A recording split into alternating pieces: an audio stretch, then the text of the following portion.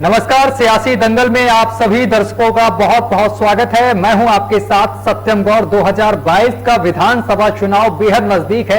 कह सकते हैं कि अब उल्टी गिनती शुरू कर देनी चाहिए क्योंकि समय बेहद नजदीक आ गया है और इसी बीच चुनाव प्रचार बहुत तेजी से शुरू हो गया है।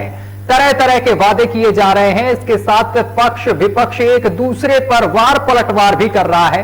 आपको बताते चले कि सीएम योगी का कहना है कि उन्होंने एक रैली में कहा है कि जब उत्तर प्रदेश के लोग कहीं और राज्य में जाते थे तो उनको कमरे नहीं मिलते थे, लेकिन अब जाते हैं तो उनको सम्मान भी मिलता है क्योंकि पहले उत्तर प्रदेश में क्राइम बहुत था।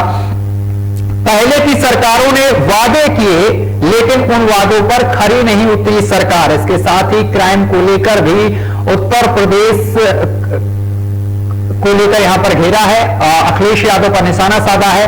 इसके साथ ही उन्होंने सपा सरकार पर निशाना साधा है, बीएसपी सरकार पर भी निशाना साधा है। इसके साथ ही आपको बताते चले अखिलेश यादव भी इन दिनों पीछे हटते हुए नहीं दिखाई दे रहे हैं। वो भी लगातार रैलियां कर रहे हैं और बीजेपी सरकार पर निशाना साधते हुए दिखाई दे रहे हैं। चलिए चर्चा करेंगे। आज के हमारे जो मेहमान हैं सबका परिचय मैं आपसे करा दूं। प्रिंस प्रभाकर जी हैं जो कि नेता असपा से हैं। सर, आपका बहुत बहुत स्वागत है। इसके साथ ही हमारे साथ अनिल सिंह वीरू जी हैं जो कि नेता समाजवादी पार्टी लोहिया से हैं और इसके साथ शबाना जी हमारे साथ हैं जो कि बीजेपी नेत्री हैं हमारे साथ। आप तीनों मेहमानों का बहुत बहुत स्वागत है लोकमंच न्यूज पर। सबसे पहले शबाना जी आपसे चर्चा की शुरुआत करेंगे।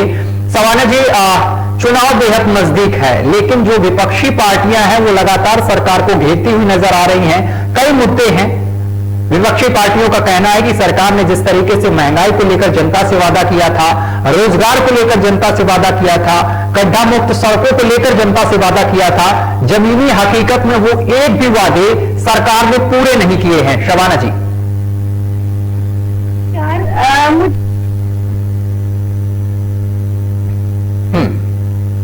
खरीदने की जरूरत है क्योंकि जो लोग गड्ढों की बात कर रहे हैं अब भी बहुत अच्छी सड़कें हैं और पर्यटक तो ये उनकी आंखों का दोष है। और अगर आप विकास की बात करें तो 7 साल और 60 साल में फर्क होता है। कोई सरकार के पास जादू की छड़ी नहीं है कि वो जादू घुमाया उसने छड़ी और सारा काम हो गया। हर चीज का एक समय निर्धारित होता है और मुझे लगता है कि सरकार बखूबी अपना काम कर रही है। आदरणीय मोदी जी, आदरणीय योगी जी के नेतृत्व में बेहतर काम हो रहा है। महिलाओं की सुरक्षा पर काम किया जा रहा है, मान सम्मान पर काम किया जा रहा है। बेहिसाब आप देखिए ना, अगर तमाम ऐसे कार्ड बनवाए गए हैं, वृद्धा पेंशन बनवाई गई है, महिलाओं के लिए अगर बात करें तो बहुत सारे ऐसे इंतजाम किए गए हैं कि महिलाओं की रक्षा और सुरक्षा, मान सम्मान कायम रहे। सजाएं तत्काल निर्धारित की जा रही हैं, रोजगार के अवसर प्रदान किए जा रहे हैं। तो अगर आप पेट्रोल डीजल की बात करते हैं उसमें भी सरकार ने कटौती की है। मुफ्त राशन लाखों लोगों को बांटा जा रहा है। माताओं के नाम पर तमाम ऐसी पेंशनें उनको पहुंचाई जा रही है जो वृद्ध लोग हैं। तो मुझे लगता है कि बेहतर काम हो रहा है, मगर जिन लोगों को कमियां निकालने की आदत है तो उनका वो उनकी आपको लगता है बेहतर काम हो रहा है लेकिन विपक्ष को नहीं लगता है कि बेहतर काम उत्तर प्रदेश में हो रहा है। हमारे साथ प्रिंस प्रभाकर जी भी मौजूद हैं। प्रिंस प्रभाकर असपा से हैं। प्रिंस प्रभाकर जी, आपको क्या लगता है उत्तर प्रदेश में अच्छा काम हो रहा है? भारतीय जनता पार्टी बेहतरीन काम कर रही है? सर, आपके लिए बहुत कम आवाज आ रही है मुझे। अब आवाज पहुंच रही है आप तक? आवाज सही करवाई जा रही है? आवाज बहुत कम आ रही है, बहुत सी आवाज आ रही है। ठीक है, हमारा सवाल सुन सकते हैं आप। मेरा सवाल ये है कि उत्तर प्रदेश में योगी सरकार से आप संतुष्ट हैं?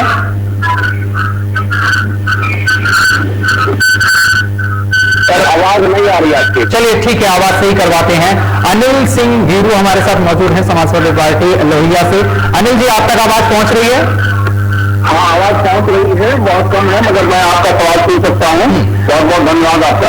अनिल जी, क्या लगता है उत्तर प्रदेश में विधानसभा चुनाव बेहद नजदीक हैं जिसको लेकर सारी पार्टियां प्रचार प्रसार कर रही हैं, लेकिन मेरा सवाल आपसे सीधा ये है कि जिस तरीके से बीजेपी ने वादा किया था जनता से, कई वादे किए थे, रोजगार को लेकर हो, चाहे फिर क्राइम को लेकर हो या फिर स्वास्थ्य व्यवस्था को लेकर हो।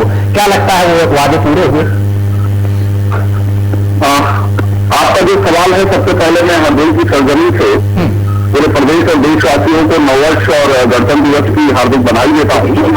और 2017 के चुनाव में जो मैनिफेस्टो था भाजपा का और जिस आशा विश्वास के साथ उत्तर प्रदेश की जनता ने उनको चुना था, आज पहले 5 साल हो रहे हैं और चुनाव इसी 2022 में होने हैं, मगर जिस आशा विश्वास का भरोसा जनता का टूटा है, आज उत्तर प्रदेश की जनता चाहे कृषि क्षेत्र में हो, चाहे चिकित्सा क्षेत्र में हो, चाहे कानून व्यवस्था के क्षेत्र में हो, चाहे बेरोजगारी के क्षेत्र में हो, सारी तरफ अवस्था दिखाई रही है। ये समीक्षा मेरी नहीं है, ये आम जनता की समीक्षा है और जो जनाक्रोश है वो सड़कों पर दिखाई दे रहा है। आने वाले चुनाव में मत के रूप में भी वो दिखाई पड़ेगा और जो भरोसा तोड़ा है उत्तर प्रदेश की जनता का, वो आने वाले समय में आपको परिणाम समाजवादी पार्टी के पक्ष में दिखाई पड़ेगा। लेकिन योगी आदित्यनाथ जी कह रहे हैं कि पहले की अगर सरकारों की बात की जाए तो क्राइम उत्तर प्रदेश में इतना था कि उत्तर प्रदेश का अगर व्यक्ति किसी दूसरे राज्य में जाता था रहने के लिए तो उसे कमरा भी नहीं मिलता था, लेकिन अब उसका सम्मान भी होता है। हाँ, तो सरकारें अपने दावे प्रस्तुत करती हैं। सरकार मैं मानता हूँ ये जो कह रहे हैं कि नहीं मैंने काम किया है मगर काम आंकड़ों से किया है। जमीनी हकीकत में कोई काम जनता के पास अगर पहुंचा तो जनता की नाराजगी सड़कों तक नहीं आती, क्योंकि लगातार जिस तरीके से तमाम जन आंदोलन हो रहे हैं, उत्तर प्रदेश के किसान सड़कों पे खड़े होते हैं और उनको लंबी लड़ाई लड़नी पड़ती है। तमाम किसान आत्महत्या करते हैं, तमाम बेरोजगार आत्महत्या कर रहे हैं। जिस तरीके से शिक्षा मित्रों की नौकरी छीनी गई, जिस तरीके से उनको आज रोजी की दिक्कत है, मैं तो युवा छात्रा अपने से निकला हूँ, मैं भी जानता हूँ आज कितनी समस्या है बेरोजगारी की, क्योंकि अपना परिवार का पेट पालना कितना परेशानी का विषय बन गया है। इस कारण से चारों तरफ से जो अंधकार की स्थिति है, इसी कारण ये जनाक्रोश है। मुझे नहीं लगता है कि समाज का ऐसा कोई तबका है जिसको प्रभावित ना हुआ हो इस 5.5 साल की सरकार में। ठीक है, प्रभाकर जी आप तक आवाज पहुंच रही है? जी सर, पहुंच रही। प्रभाकर जी, मैं आपसे ये जानना चाहता हूं, योगी सरकार जो वादे किए थे उत्तर प्रदेश में, कहीं ना कहीं वो कुछ ना कुछ पूरे होते हुए दिखाई दे रहे हैं। जैसा कि हमारे साथ सबाना जी बोल रही हैं कि गड्ढा मुक्त सड़कें हुई हैं, इसके साथ ही लोगों को रोजगार दिया गया है, कोविड के दौरान लगातार राशन बांटा गया गरीब तबके के लोगों को। आपको क्या लगता है? ये तो सर आप भी जानते हो, पूरा देश जानता है इस बात को। मैं जानता हूँ काम किया है, इस बात को पूरा देश जानता है, बहुत अच्छी तरह से जानता है। कितना राशन बांटा है वो पूरा देश जानता है। और लॉकडाउन में किन लोगों को राशन मिला है ये भी पूरा देश जानता है। और लॉकडाउन में कितने लोगों को प्लान, जब मजदूरी करने के लिए वो अपने गांव को छोड़ करके शहर में आए थे, तो कितने लोगों को परेशानी का सामना करना पड़ा, ये पूरा देश जानता है। गड्ढे ये कहते हैं ना कि गड्ढा मुक्त सड़कें नहीं है बल्कि गड्ढा युक्त सड़कें हैं, ये भी पूरा देश जानता है। अगर आज योगी जी कुछ अच्छा कर रहे होते तो आज योगी जी को कोई भी गांव गली में जाकर के और इस तरह से लोगों को वोट मांगने की जरूरत नहीं पड़ती। इनको वोट देने के लिए उन्हें वोट देने के लिए लोग आते। एक कितना जान, ये बहुत अच्छी तरह से जानते हैं। राशन किन लोगों को मिला ये भी अच्छी तरह से जानते हैं। आज भारतीय जनता पार्टी ने पूरे देश के अंदर, खासकर उत्तर प्रदेश की अगर मैं बात करूं, तो योगी आदित्यनाथ जी ने कितने लोगों की नौकरी को छीनने का काम किया है। मैं सवाना जी को बहुत अच्छी तरह से सुनना था। सवाना जी कह रही थी कि अब सवाना जी कह रही थी कि रोजगार दिया है, कितने लोगों को रोजगार दिया है योगी आदित्यनाथ, जरा बताएं इस बात को। मैं प्रभाकर जी पहले आपसे मैं ये जानना चाहता हूँ, सवाना जी के पास तो मैं बाद में जाऊंगा, पहले मैं आपसे ये जानना चाहता हूँ कि योगी आदित्यनाथ जी ने किन किन लोगों की नौकरियां छीन ली, जरा ये आप डिटेल से बता दें। दर्शक भी जानना चाह रहे हैं, हम भी जानना चाह रहे हैं। देखिए एक मिनट सुनिए। बैंक कर्मचारियों को योगी आदित्यनाथ और भाजपा सरकार, भारत सरकार ने, मोदी सरकार ने बैंक कर्मचारियों को यानी कि प्राइवेट करने का काम किया है। दूसरा मैं नौकरियां किसकी छीन ली? प्राइवेट सरकारी वाले बात दूसरी है, आपने कहा नौकरियां छीन ली, बेरोजगार कर दिया, रोजगार दिया नहीं और बेरोजगार योगी सरकार ने कर दिया। मैं आपसे बस ये जानना चाह रहा हूं किसको बेरोजगार कर दिया, ऐसा कौन सा सत्य है जिससे बेरोजगार कर दिया? जिनका रोजगार लगा हुआ था, बाकी को तो रोजगार नहीं दिया है। और हमारी आजाद समाज पार्टी बीमारी में हमारे माननीय चंद्रशेखर साहब ने जो राष्ट्रीय अध्यक्ष थे, अभी 69,000 भर्तियों में जो घोटाला हुआ था उत्तर प्रदेश के अंदर, वहां जाकर के आंदोलन में जाकर के उन्होंने फिल्म को बहाल कराने का काम किया है। और उनकी प्रभाकर जी उस समय आपके जो अध्यक्ष हैं उनका इंटरव्यू मैंने ही लिया था और वो मुझे लगता है वहां पर राजनीति चमकाने केवल गए थे, राजनीतिक रोटियां सेकने। भाई साहब, पत्रकार महोदय, अगर ऐसा होता है कि राजनीतिक रोटियां चमकाने के लिए गए थे, अगर किसी भी बेरोजगार की लड़ाई लड़ना, गरीबी की लड़ाई लड़ना, उत्पीड़न अत्याचार के खिलाफ लड़ाई लड़ना, अगर ये रोटियां चमकाना होता है तो आप ये बताइए, रोटियां चमकाना होता है, रोटियां फेंकना होता है, या फिर उस पीड़ित की लड़ाई लड़ना होता है, उसके पक्ष के हित में लड़ाई लड़ना होता है।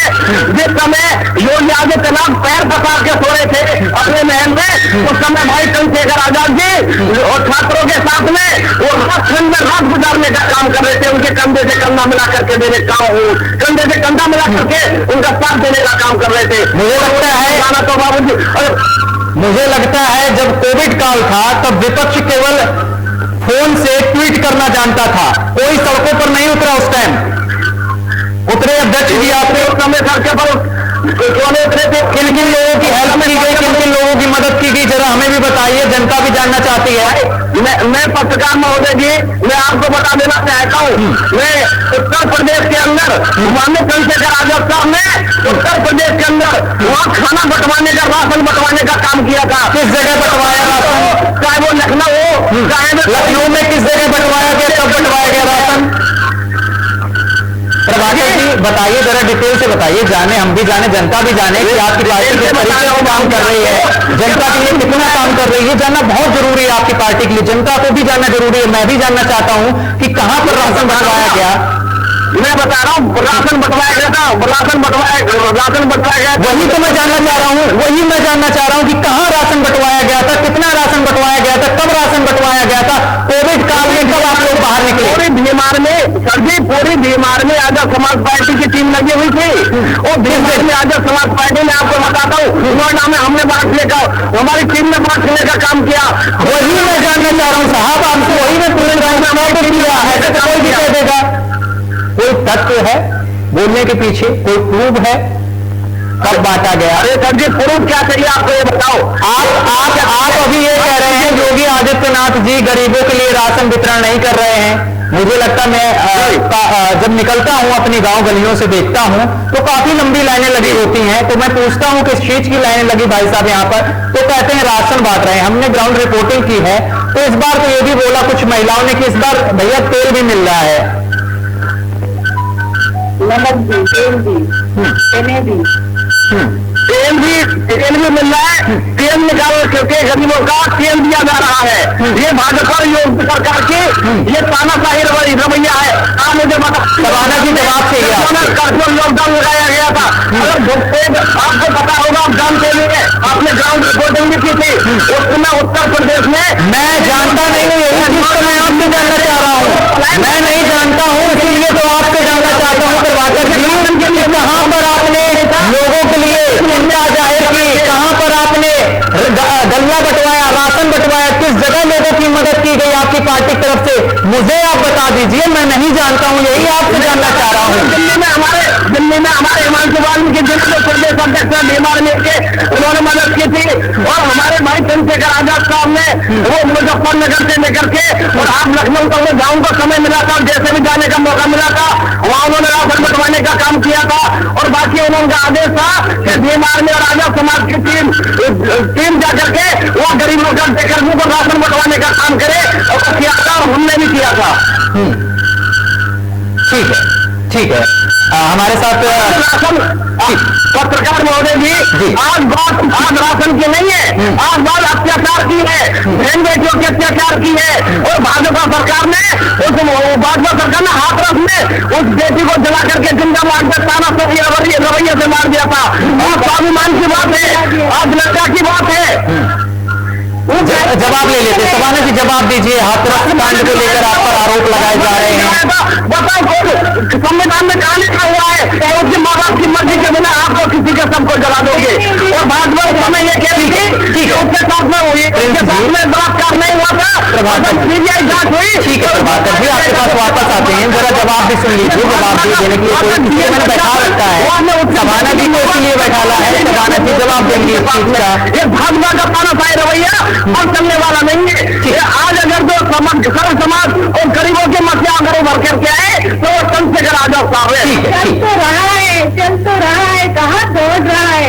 हम कहते हैं ना क्यों पड़ते हो चक्कर में, कोई नहीं है चक्कर में। हाँ, ये बात आप ठीक कह रही है, चक्कर में नहीं है, क्यों पड़ते हो उत्तर प्रदेश की जनता प्रभाकर जी वापस आएंगे। प्रभाकर जी, अनिल जी कुछ बोलना चाह रहे हैं, एक सेकंड आप दोनों लोगों को मौका दिया गया। अनिल जी कुछ बोलना चाह रहे हैं, प्रभाकर जी वापस आए, एक एक करके अपनी बात रखिए। प्रभाकर जी, सरकारी प्रधान जी की रैली में सरकारी मशीनों का दुरुपयोग करते हो। अगर समाज से वोट मांगना है, आप जगह कि आपके नेताओं को गाँव से भगाया जा रहा है, गाँव में एंट्री नहीं की जा रही है, गाँव को उनको झुटकार दिया जा रहा है। अगर आप अच्छे कर्म कर रहे होते और भारतीय जनता पार्टी अच्छे कर्म कर रही होती तो आपको भगाने की जरूरत नहीं पड़ती। आपको भगाते नहीं, लेकिन आपको झुटकारा जा रहा है और आपको आपके ठीक है प्रभाकर जी वापस आएंगे। प्रभाकर जी सभी को समय सीमित है हमारे पास। प्रभाकर जी हमें 5 साल के कार्य की एक सेकंड अनिल जी को बोलने दीजिए। जी बोलिए सर अनिल जी। आईना उत्तर प्रदेश की जनता दिखाने जा रही है उसके माध्यम से। आप क्यों परेशान हो रहे हैं? आप लोग क्यों हम परेशान ना हो रहे, परेशान आप हो रहे। भाई आपने जिस कानून पास किया था उस समय आप अच्छाई गिना रहे थे। जब अच्छाई था तो आपने वापस खो लिया। जब अच्छाई था किसानों ने तो आपको मुंहतोड़ जवाब दे दिया, एक मजदूर भी आपको मुंहतोड़ जवाब देगा। और इसकी लड़ाई लड़ने के लिए सबसे सबसे आगे होते हैं। जब बहन बेटी का अत्याचार होता है तो वो आगे होते हैं। और आज की भाजपा सरकार ने कितना 5 साल लगभग करके हो चुके, वो कितना काम किया है इसका जवाब दे देंगे। और आपने छात्रों की स्कॉलरशिप पर उनके बहुत से खिलवाड़ करी है। आपको थोड़े समय की बात रह गई है। ठीक है प्रभाकर जी किसी और को भी बोलने दीजिए। अनिल जी ठीक है अनिल जी के पास आने दीजिए। एक सेकेंड प्रभाकर जी वापस आते हैं।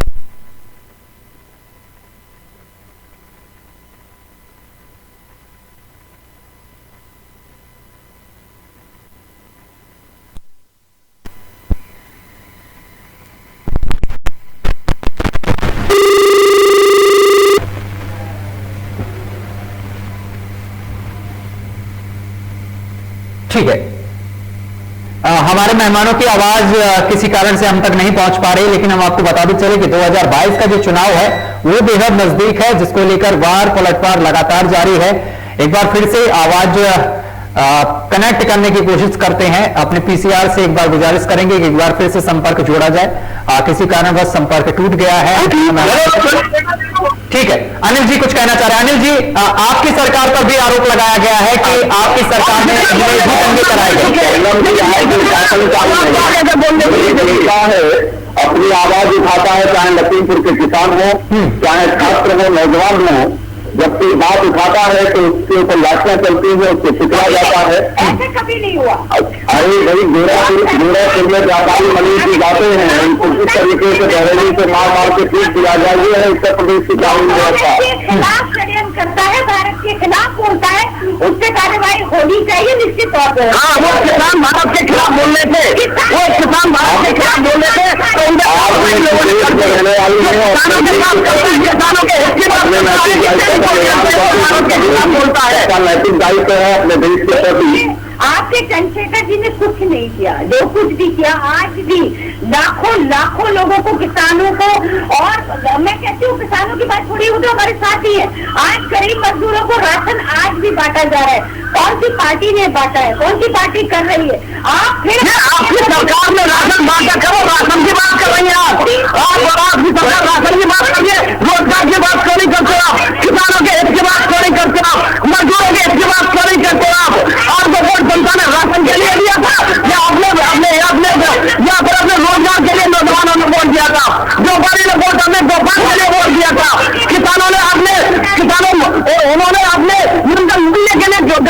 वोट दिया था और पूरे सरकार को निचोड़ करके राशन आपने भिखारी बना दिया। एक सेकंड आप दोनों मेहमानों से कहूंगा, एक सेकंड समय दिया जाए। एक सेकंड प्रभाकर जी, जब आप वार्ता करेंगे तो आप अपनी पार्टी का अपना पक्ष रख सकेंगे। इस तरीके से चिल्लाने से और एक तरफा पक्ष रखने से कोई फायदा नहीं। ठीक है रुक जाइए, एक सेकंड ला करके बात को खत्म करते हैं। हमारी पार्टी राशन दे रही है, राशन का मतलब भिखारी बना के आप उनको रोजगार दीजिए, आप उनको रोजगार दीजिए, नौकरी दीजिए। प्रभाकर जी आप ज्यादा अग्रेसिव नजर आ रहे हैं। एक सेकंड हमारी भी बात सुनिए, हम भी कुछ यहाँ से आपसे सवाल करना चाह रहे हैं।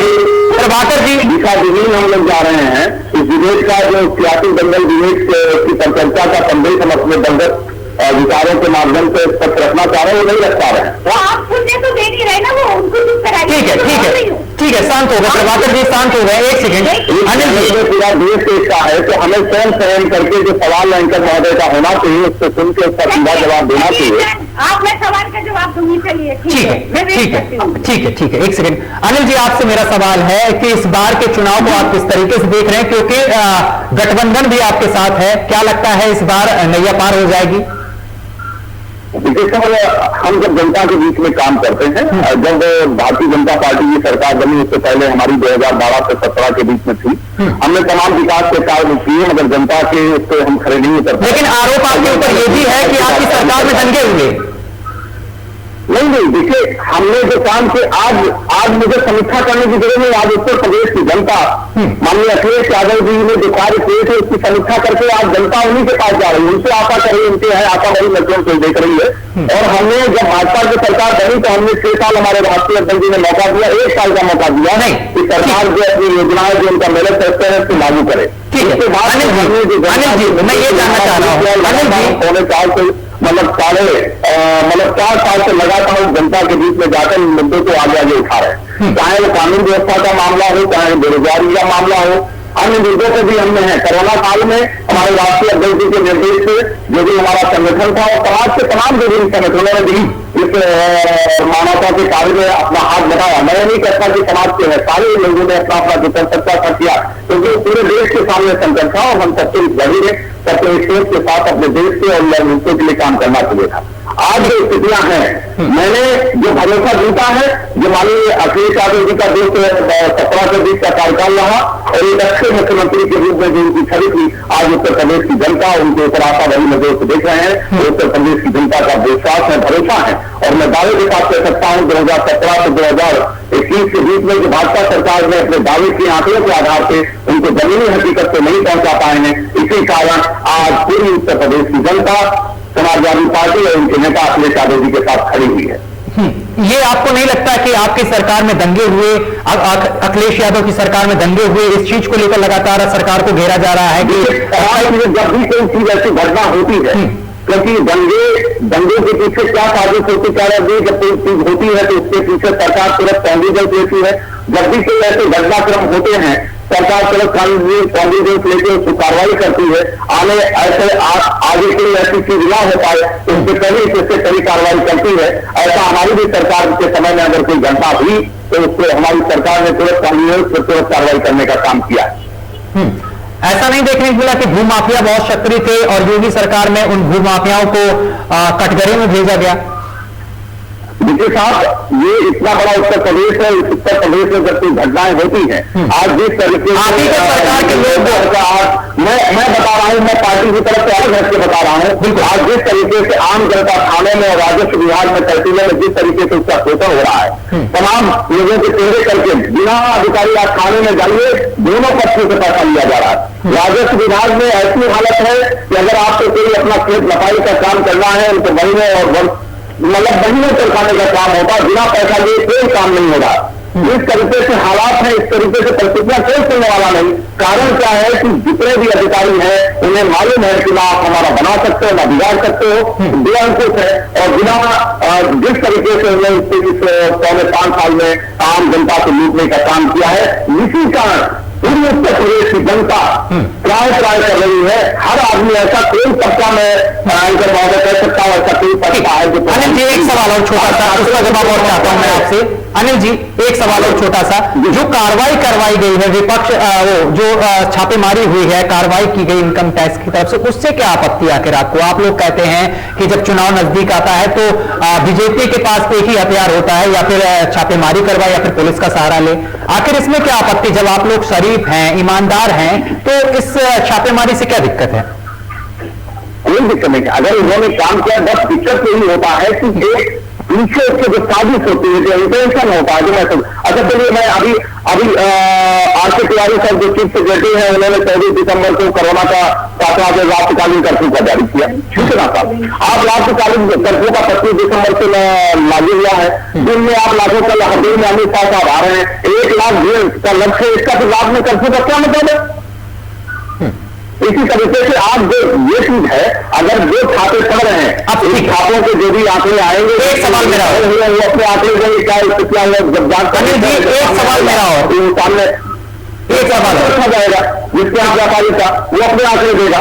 मगर जिस तरीके से सिर्फ उनसे साजिश करके, दबाव बना के, प्रभाव बना के, सिर्फ पूरे जब आपका कार्यकाल मिलता है तो इसके बीच में तमाम चीजें होती हैं, तब आपको करना चाहिए। तो आप जनता को मैसेज कर रहे हैं, डिक्टेटरशिप चलाते, तानाशाही चलाते ही दबाना चाहते हैं। ठीक है अनिल जी, ठीक है। एक सवाल और, क्योंकि जब से नाइट कर्फ्यू का ऐलान हुआ है तब से एक चीज लगातार प्रचलन में है सोशल मीडिया पर कि 11 बजे से 5 बजे तक क्या कोरोना घूमता है, इस तरीके की चीजें चल रही हैं। और दूसरी चीज ये कि रैलियों में कोरोना की दस्तक नहीं होती है, जो नेता आते हैं एक संजीवनी बूटी लेकर आते हैं। और एक उदाहरण भी मैं आपको देना चाहता हूं, जब पश्चिम बंगाल के चुनाव थे तो सबसे पहले रैलियों का जो रद्द की थी वो कांग्रेस की तरफ से रद्द की गई थी, और राहुल गांधी ने इनकार कर दिया था रैलियों को करने से, क्योंकि लगातार केस बढ़ रहे थे। तो इस बार वेरिएंट थोड़ा अगर बात करें ओमिक्रॉन के नए वेरिएंट की, बेहद खतरनाक बताया जा रहा है। मैं चाहता हूं शुरुआत आपकी पार्टी से। देखिए सही आप कह रहे हैं कि चुनाव से पहले डेमोक्रेसी में चुनाव तो 5 साल चलते रहते हैं, मगर चुनाव से पहले आम जनमानस का जीवन बहुत महत्वपूर्ण है, देश महत्वपूर्ण है। हम उसको चुनाव को लेकर खतरे में नहीं डाल सकते। बस यही चीज मैं चाहता हूं कि शुरुआत आपसे हो जाए। इसके माध्यम से मैं सारे लोगों से अपील करता हूं, सारे राजनीतिक दलों से, कि किसी का जीवन खतरे में न डालिए। सिर्फ सत्ता पाने के लिए सिर्फ आदमियों को बलि चढ़ाना, ये मेरी समझ में नहीं आता है। मेरा सभी राजनीतिक दलों से आग्रह है, माननीय प्रधानमंत्री जी से भी आग्रह है, इसमें आगे बढ़कर पहल करें। और जिस तरीके से अगर कोरोना में है, हमने पिछले साल में देखा है उत्तर प्रदेश में जिस तरीके से लाखों का भीड़ थे, हम लोग संसाधन नहीं दे पा रहे थे कि सरकार की पहले से कोई तैयारी नहीं थी। हमने स्वयं बोला है, हमारे तमाम रिश्तेदार, तमाम मित्रों को, मैं लखनऊ विश्वविद्यालय का शासन का महामंत्री रहा, कम से कम 500 लोगों की संवेदनाएं मैंने व्यक्त की व्यक्तिगत तौर पर, जो पूरा दर्द है लखनऊ को खोने का, वो हमने महसूस किया है। तो हमारे राजनीतिक दल के लोग आगे आए और आम जनमानस के जीवन को खतरे में डाल डाले। ये चुनाव आज नहीं, कल नहीं, परसों बंद होगा तो हो जाएगा, वो अपनी है। मगर इन रैलियों के माध्यम से जैसे कल आ रहे हैं, क्या अमित शाह साहब देश के गृह मंत्री हैं, क्या उसमें इनके पहल नहीं करनी चाहिए? और क्या अखिलेश यादव को पहल नहीं करनी चाहिए? मैं आपसे यही जानना चाह रहा हूं कि अखिलेश यादव को पहल नहीं करनी चाहिए? वो जो जन सैलाब दिख रहा है सड़कों पर, सबको पहल करनी चाहिए। मगर जब देश का जो है, जिसकी जिम्मेदारी जो सीट पे बैठा हुआ है, उसकी अपने देश के कुछ पहली जिम्मेदारी है, वो शासन अधिकारी आर.के. तिवारी साहब करते हैं, चीफ मिनिस्टर साहब की जिम्मेदारी है। हम सब लोग तो देश के ये सारे दलगत राजनीति के ऊपर हम खड़े हुए हैं, मगर पहले इन जो पदों पर बैठे हुए लोग हैं, संवैधानिक पदों पर, इनकी सबकी जिम्मेदारी है। ये समाज को क्या मैसेज देना चाहते हैं? सिर्फ सत्ता पाने के लिए जनता को जोखिम में डालना चाहते हैं, इससे बड़ा देश का दुर्भाग्य नहीं हो सकता, प्रदेश का दुर्भाग्य नहीं हो सकता। अनिल जी, मैंने तो सुना पहल तो सबसे पहले अखिलेश यादव करते हैं, चाहे वो पूर्वांचल एक्सप्रेस वे की हो, चाहे फिर किसी भी चीज की हो। आप लोग तो ये कहते हैं ना, फीता केवल बीजेपी काटने आती है। मैं चाहता हूं पहल अखिलेश यादव की तरफ से हो जाए, जैसे कि कांग्रेस ने कहा। पहल सबसे पहले जो है, अगर वो स्थापना जारी हुआ है तो माननीय मुख्यमंत्री जी की एक जिम्मेदारी बनती है कि वो अपने ऐसे कार्यक्रमों को रद्द करें। और हमारा, मैं अपनी तरफ से कह रहा हूं, ये हमारी समाजवादी पार्टी की नहीं, जितने भी राजनीतिक दल हैं, हम सबकी नैतिक जिम्मेदारी है जनमानस के लिए। हम सबसे पहल के साथ साथ खड़ा होना चाहिए। मगर सबसे पहले माननीय प्रधानमंत्री जी से और माननीय मुख्यमंत्री जी से मेरा आग्रह है कि आप अपने हित के लिए, आपने वैसे 5.5 साल और आपने इधर दिल्ली में 2.5 साल जिस तरीके से ये कार्यकाल जीता है और समझने का काम करें। ठीक है अनिल जी, एक सेकंड, सवाना जी बोलिए। इस देश का दुर्भाग्य है, जिस किसान की दर से हमको जो वक्त रोटी रहती है, वहां का वही उत्तर प्रदेश का गृह राज्य मंत्री किसानों को कुचलने का काम करता है। और हमारे ही देश में हमारा किसान सालों आंदोलन करता है अपने हक की लड़ाई के लिए। ऐसा इससे बड़ा दुर्भाग्य इस देश का नहीं। ठीक है सवाना जी बोलिए, बात पूरी करिए। सरकारें नहीं चला करती हैं। ठीक है, वापस आते सर, सवाना जी बोलिए। जी, मैं ये कहना चाहती हूँ कि सही आपने कहा कि पहल उनकी तरफ से भी हो सकती है। आज जो श्रीमती प्रियंका गांधी जी हजारों लड़कियों को लेकर सड़कों पर दौड़ा रही है, लड़की हूँ, लड़ सकती हूँ, उनकी भी जो जान जोखिम में जल रही है, जो बिल्कुल होना चाहिए। नियम सारी पार्टियों को फॉलो करने चाहिए और अगर अच्छाई की पहल है तो कोई भी कर सकता है, उनके नेता भी कर सकते हैं और बेशक हमारे तौर से भी ये चीजें आगे देखी जाएंगी और होंगी। मगर क्योंकि वो जब कर रहे हैं और अगर हमारे करते हैं तो शिकायतें आप देखिए ना, आज देश में जैसे कि अभी मुझसे पहले उन्होंने कहा कि अधिकारी सुनते ही नहीं है, निरंकुश है, निरंकुश नहीं है, निर्भीक हो गए वो। उन्हें मालूम है कि आप उन्हें किसी के फोन से डरना नहीं है, जो सही काम है वो करना है। किसी चाचा के, किसी भाई के, किसी मामा के फोन से नहीं डरना है। जो काम सही होगा लीगल अधिकारी वही करेंगे, क्योंकि आदरणीय योगी जी का ये निर्देश है। आज जितने भी अपराधी थे वो जेल में, जेल की सलाखों के पीछे है, ये उनकी दम की बात है। आदरणीय योगी जी का एक संगम जी, आप राजनीतिक मेरी बात सुनेंगी? मैं आपकी भी नहीं बोली ना, आपको भी नहीं बोलना है। आज 3 तलाक के नाम पे जिन लड़कियों के साथ गलत होता था, जो महिलाएं, क्योंकि मैं सोशल वर्क भी करती हूँ और 10-12 हजार महिलाओं का संगठन चलाती हूँ, मुझे मालूम है 3 तलाक के नाम पे कितना उनको प्रताड़ित किया जाता था। आज वो शुक्रगुजार है। आज कश्मीर में आर्टिकल 370 खत्म करने का मकसद आज रोजगार मुहैया हुए, रोजगार का आदान प्रदान बढ़ा, तो काम तो बेहतर हो रहे हैं। ठीक है लोगों को नजर नहीं सवाना जी, बस अब वापस आते हैं। सवाना जी वापस आते हैं।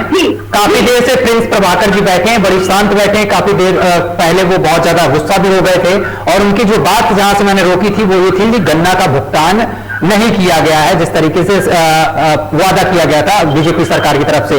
प्रिंस जी आवाज पहुंच रही है आप तक? हाँ जी, आ रही है। प्रिंस जी, आप, मैं सही बोल रहा हूं ना कि आपने ये बोला था कि गन्ने का जो भुगतान है वो बीजेपी सरकार की तरफ से पूरा नहीं किया गया है, किसानों के साथ बीजेपी सरकार अत्याचार कर रही है, मैं सही बोल रहा हूं? बिल्कुल सर, मैं आपसे ये जानना चाह रहा हूं कि कितना भुगतान रह गया है जो सरकार की तरफ से पूरा नहीं किया गया गन्ना किसानों का? देखिए, आंकड़ा क्या है सर? सत्यम जी, योगी आदित्यनाथ और उनकी सरकार ने भुगतान किया ही कौन सा है? मैं सर आपसे इतना जानना चाह रहा हूं कि जो गन्ने का भुगतान पड़ा है वो कितना भुगतान है, कितना रह गया है, ये बताइए। मैं कह रहा हूँ कि देखिए, मैं कह रहा हूँ कि उन्होंने किया ही कौन सा है? अगर गन्ने का भुगतान समय पे हो जाता और पूरा हो जाता तो फिर किसानों को रोड पे उतरने की जरूरत क्यों पड़ती? नहीं, और किसान जब रोड पे उतरे हैं, किसान कई मांगों को लेकर रोड पे उतरे थे। उन्होंने ये बोला है कि उन्होंने भाजपा सरकार ने, भाजपा ने, पूरी टीम ने कि किसानों के हित में जितने भी बिल थे वो किसानों के हित में लिया गया है। जब किसानों के हित में बिल लिया गया तो फिर वापस क्यों ले लिया? प्रभाकर जी, आप एक बात और कह रहे थे, मैंने वहीं से स्टार्टिंग की आपकी कि आप कहीं नाराज फिर मुझसे ना हो जाए। आपने बोला था कि जो गन्ना किसान है उनका भुगतान नहीं किया बीजेपी सरकार ने, तो आपके माध्यम से मैं ये जानना चाहता हूं और जनता भी हमारे उत्तर प्रदेश की जानना चाहती है, क्योंकि ये सियासी दंगल उत्तर प्रदेश के बहुत से लोग इस समय देख रहे हैं और आपसे ये जानना चाह रहे हैं कि कितना भुगतान आखिर रह गया किसानों का जो सरकार को करना है, बीजेपी सरकार को। नहीं पता, उनको नहीं पता। नहीं पता कैसे नहीं? आप ऐसे कैसे बोल सकते हो? सवाना जी, कैसे नहीं पता है? पता है, कितना पता? आप सुनिए, आप सवाना जी, अब बीजेपी सरकार ने और योगी आदित्यनाथ ने केवल दंगा कराने का काम किया, सांप्रदायिक दंगे कराने का काम किया है उत्तर प्रदेश के अंदर, पूरे भारत देश के अंदर। ये आप ये कह रहे हैं आपको नहीं पता है, अगर हमें नहीं पता है, पूरे देश को नहीं पता है, हमें क्या नहीं पता है आप ये बताएं, हमको क्या नहीं पता है। लोग दंगे कराते हैं, आप दंगा कराते हैं ना, मुसलमानों को लेकर के आप दंगे कराते हैं ना। देखिए मुसलमानों के नाम पर आप दंगे कराती है, जाति के नाम पर आपकी भाजपा सरकार दंगे कराती है। आप मुस्लिम के नाम पर, जाति के नाम पर, दलितों के नाम पर आप दंगे भड़काने का काम करते हैं। और बीजेपी जितने जब भी इलेक्शन आता है तो बीजेपी यही दंगे भड़काने का काम करती है। और अब करते ही अभी मथुरा में दंगा भड़काने का काम किया जा रहा था, उससे पहले क्या करें दंगे आपसे लोग करवाते, हमारे लोग नहीं, हमारे लोग कौन होते हैं? हम तो जनता के हैं, जनता हमारी, हम जनता के हैं। अब जनता को बोलिए अकेले वो दंगे कराते हैं, हमारे लोग तो पर्सनल लोग कौन से हैं? अरे अब बीमारी में आजाद समाज पार्टी जाकर के दंगे को रोकथाम करती है। नहीं आप क्या सीखने की नहीं है, कोई बात नहीं। प्रभाकर जी, आप समुद्र की बात कर रहे हैं, वो समुद्र है जिसकी बुराई आप कर रहे हैं। नहीं आप ये बताइए, आपने कौन सा दंगा नहीं कराया है? आप उत्तर प्रदेश के चुनाव आते हैं तो आप दंगा कराने का काम करते हो आपने, और उसके मैं ये कह रहा हूँ आपकी भाजपा 5-4% संतों पर बैन लगा दिया जाए, मुसलमान पर लगा दिया जाए, हिंदुस्तान में पाकिस्तान पर लगा दिया जाए, और दंगे पर सांप्रदायिक दंगे पर लगा दिया जाए। 4 शब्दों के कुछ भी है, आपने कितना काम समाज के लिए क्या है, देश प्रदेश के लिए क्या है, वो आपका बहुत बढ़िया है। जनता आपको घुसने तो मेरे लिए गाँव में, और आप एक काम सुनाने के लिए आगे ही योगी आदित्यनाथ जी ने कितना काम किया है, तो बस कौन सा काम करके योगी आदित्यनाथ जी ने, और नौकरी सुनने योगी प्रधानमंत्री जी ने आपके ने, और योगी आदित्यनाथ जी ने वो किसानों को परेशान किया, मजदूरों को परेशान किया। अभी गौतम बुद्ध नगर में नोएडा में शिलान्यास करने के लिए आए थे प्रधानमंत्री जी योगी आदित्यनाथ जी। बताओ कौन सी सरकार में सरकारी मशीनों का प्रयोग किया गया था रोडवेज बसों को, यहाँ पर रोडवेज बसों को लगा दिया गया था धोने के लिए। उससे पहले प्रधान तक को भी कह दिया गया था कि अगर प्रधान ही चलाने आपको तो आपको यहाँ योगी आदित्यनाथ जी प्रधानमंत्री जी की रैली में आपको सपोर्ट करना पड़ेगा। इतना ठीक है, बीजेपी का पुराना चाहिए रवैया खत्म हो जाएगा। 3 महीने बाद रह चुके हैं, 3 महीने के अंदर आज जाके आपको उत्तर प्रदेश के आपको मेरे काम करेगी। पूरे हिंदुस्तान और प्रदेश का भरोसा है कि किसानों को सड़कों पे क्यों आना पड़ रहा है, यहाँ के शिक्षा मित्रों को क्यों सड़कों पे आना पड़ रहा है, पड़ रहा है।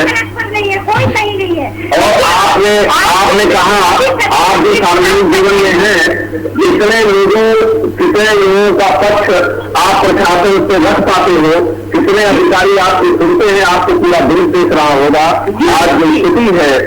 आज जो स्थिति है वो बहुत भयावह है, थाने स्तर पर और राज्य स्तर पर बहुत तकलीफदायक है। हम आप बौने हो गए हैं, आम जनता की सेवा नहीं कर पा रहे हैं, क्योंकि जो अधिकारी थानों और राजस्व में बैठे हुए हैं जनता का शोषण कर रहे हैं। जनता की सेवा के लिए सरकार है ना, आप क्यों सरकार जनता की सरकार बनी है,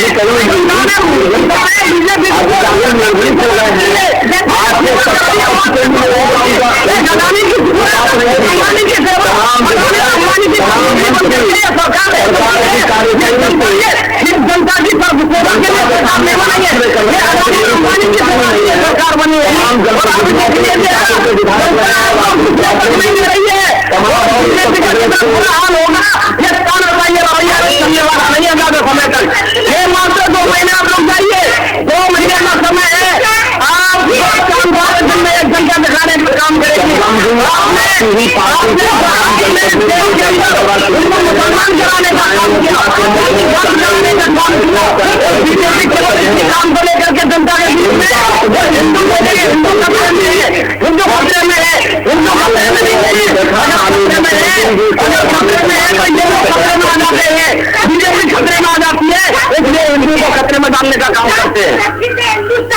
उत्तर प्रदेश के जिन जिम्मेदार पदों के अधिकारी बैठे हुए हैं, अधिकारी बैठे हुए हैं वो सिर्फ जनता को लूटने का काम कर रहे हैं, और इसलिए आपने अधिकारी कोई काम ही नहीं करते अभी तो। अरे मैं आपसे कहता हूँ, आप सार्वजनिक जीवन में है, सामाजिक संगठन भी चलाती है।